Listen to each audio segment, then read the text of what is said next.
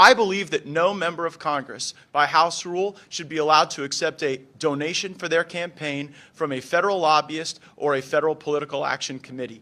That money all has strings attached to it, and anybody who tries to tell you otherwise is lying. And when members take hundreds of thousands of dollars from lobbyists and PACs, they work for them more than they work for their constituents. And guess what? I intend to offer that amendment on the House floor in January, and I already have Democrats ready to vote for it, maybe even all of them. Go on. I will also introduce an amendment to have a ban on members of Congress trading individual stocks.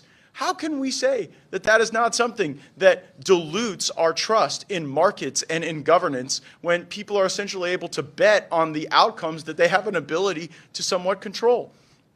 And I expect Democrats to vote for that. And finally, I would observe something that has really worked well in the state of Florida, a single subject rule.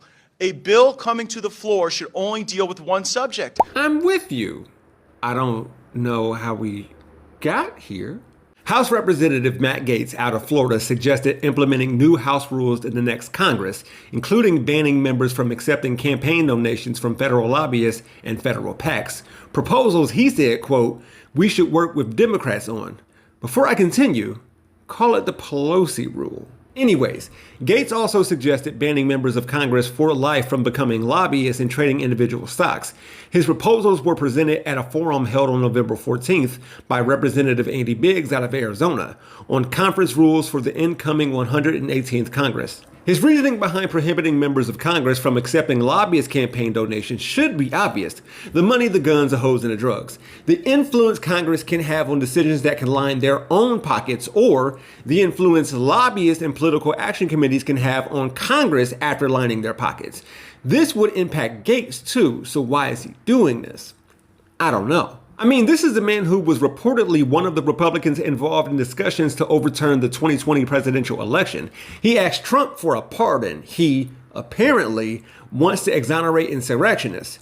And I haven't even gotten to the creepy stuff yet. The Combating Human Trafficking in Commercial Vehicles Act passed the Senate by unanimous consent in September of 2017. When the House passed the bill in December 2017, Gaetz was the only no vote. President Donald Trump signed the bill into law in January of 2018. The reason for this, Gaetz offered at the time, was not on the bill's substance, but in favor of limiting government. Gaetz said when a proposed bill creates a new government entity or board, his office scrutinizes the legislation. Quote, "unless there is an overwhelming, compelling reason that our existing agencies in the federal government can't handle that problem, I vote no because voters in Northwest Florida did not send me to Washington to go and create more federal government," Gaetz said. He continues, "if anything, we should be abolishing a lot of the agencies at the federal level, like the Department of Education, like the EPA, and sending that power back to our state governments." However, Gaetz said it is important to combat human trafficking, and said when he was in the state legislature, he worked to make it easier for prosecutors to bring cases against human traffickers. Well, this past September, career prosecutors recommended against charging Gaetz in a long-running sex trafficking investigation, telling Justice Department superiors that a conviction is unlikely in part because of credibility questions with the two central witnesses, according to people familiar with the matter. Senior department officials have not made a final decision on whether to charge Gaetz, but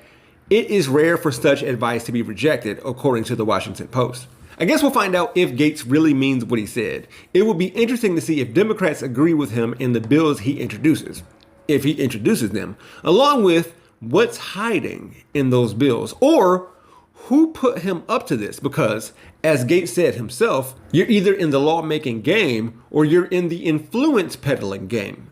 For Rebel HQ, I'm Jeff Wiggins. My architect knows Japanese. For more from the Young Turks, stay right here. To see additional content from yours truly, click on the Jeff Wiggins hashtag. You can also find me on my YouTube channel, We Gonna Be Alright. Thanks for watching.